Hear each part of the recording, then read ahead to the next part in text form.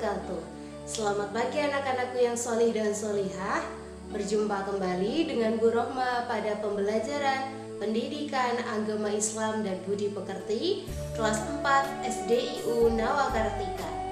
Nah, sebelum pembelajaran kita mulai, mari kita awali dulu dengan membaca basmalah bersama-sama. Bismillahirrahmanirrahim.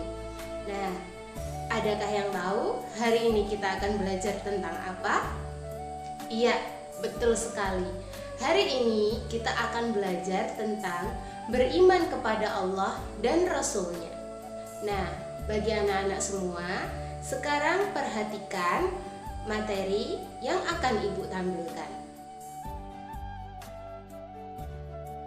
Anak-anak, tahukah kalian siapakah yang menciptakan alam semesta beserta isinya?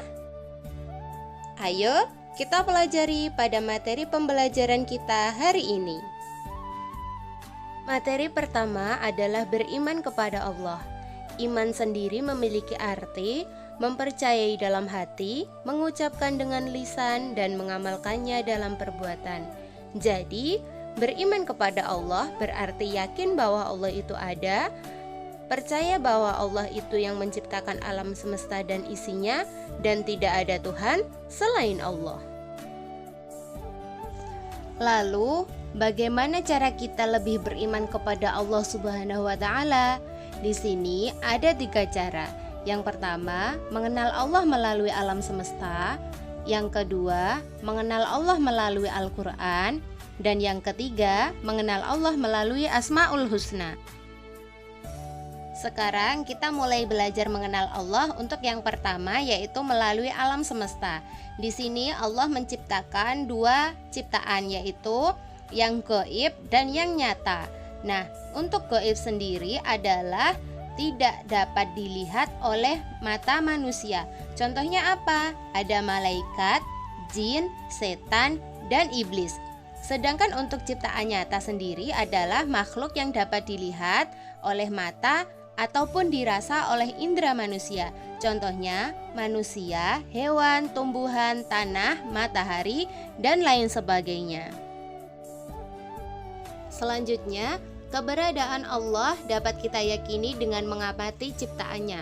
Ketika mengamati ciptaannya, kita dapat memuji Allah dengan menyebut beberapa cara, diantaranya ada 4. Yang pertama adalah tasbih, yang berlafalkan subhanallah, yang artinya adalah maha suci Allah.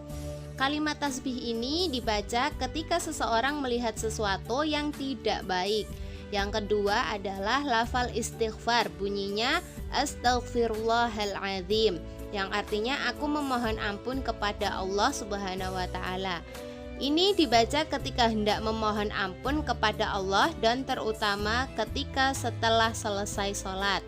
Selanjutnya adalah Masya Allah, artinya sendiri adalah maha berkehendak atas segala sesuatu. Untuk kalimat Masya Allah diucapkan ketika kita melihat sesuatu yang mengagumkan atau menakjubkan. Sedangkan yang terakhir adalah kalimat hamdalah atau tahmid yang berbunyi Alhamdulillah, yang artinya sendiri segala puji bagi Allah. Ini diucapkan ketika kita mendapatkan suatu kenikmatan dari Allah Subhanahu wa Ta'ala. Cara mengenal Allah yang kedua adalah melalui Al-Quran. Al-Quran sendiri merupakan kitab suci dan pedoman hidup manusia agar selamat di dunia dan akhirat.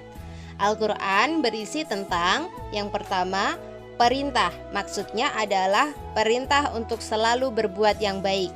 Yang kedua adalah larangan, maksudnya adalah larangan agar kita tidak berbuat yang buruk atau tercela. Yang ketiga, himbauan dari Allah.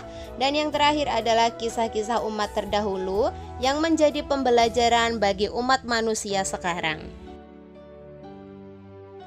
Dan cara selanjutnya untuk mengenal Allah adalah melalui Asmaul Husna. Di sini kita akan belajar 3 Asmaul Husna, yang mana Asmaul Husna sendiri adalah nama-nama Allah yang baik. Asmaul Husna yang pertama adalah Al-Basir, yang artinya Allah Maha Melihat. Nah, di sini maksudnya adalah bahwa Allah itu selalu melihat apa yang makhluknya perbuat. Jadi kita hendaknya selalu berbuat baik, karena jika kita berbuat buruk, Allah itu selalu melihat perbuatan kita dan nantinya akan dipertanggungjawabkan. Cara meneladaninya adalah dengan senantiasa bersikap jujur. Asmaul Husna yang kedua adalah Al-Adl. Di sini artinya adalah Allah Maha Adil.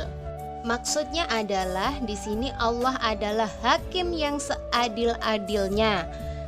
Nah, untuk penjelasannya adalah nantinya jika hambanya itu berbuat baik, maka Allah pun akan membalas dengan banyaknya kebaikan dan limpahan pahala untuk kita. Sedangkan jika kita berbuat buruk, maka Allah pun juga akan memberikan yang buruk kepada kita. Contohnya apa? Kalau kita tidak segera bertobat, maka kita akan dimasukkan ke dalam nerakanya Allah. Nah, lalu cara meneladaninya bagaimana? Yaitu dengan tidak membedakan dalam pertemanan dan menghargai sesama dan bersikap sopan. Di sini adalah contoh kita berlaku adil dalam kehidupan sehari-hari, yaitu terhadap teman dan orang tua. Asmaul Husna yang ketiga adalah Al-Azim, yang artinya Allah Maha Agung. Maksudnya adalah Allah di sini tidak membutuhkan pertolongan siapapun. Allah bisa melakukan semuanya secara sendiri. Lalu cara meneladaninya bagaimana? Yaitu dengan kita senantiasa rendah hati dan tidak menyombongkan diri. Lalu bagaimana cara kita meningkatkan keimanan kepada Allah? Di antaranya adalah yang pertama, bertakwa, menjalankan perintah Allah dan menjauhi larangannya. Yang kedua, menjaga kesehatan badan.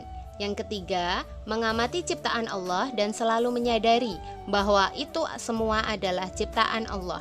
Yang keempat, hormat dan menyayangi sesama. Dan yang terakhir adalah menjaga dan merawat alam sekitar. Baik, bagaimana anak-anak? Sudah paham dengan materi yang Ibu sampaikan? Alhamdulillah kalau semuanya sudah paham. Nah, jangan lupa tetap diamalkan dalam kehidupan sehari-hari. Dan pesan Bu Rohmah, tetap semangat walau harus belajar di rumah. Cukup sekian materi yang dapat Ibu sampaikan. Apabila ada salah kata, Bu Rohmah minta maaf. Assalamualaikum warahmatullahi wabarakatuh.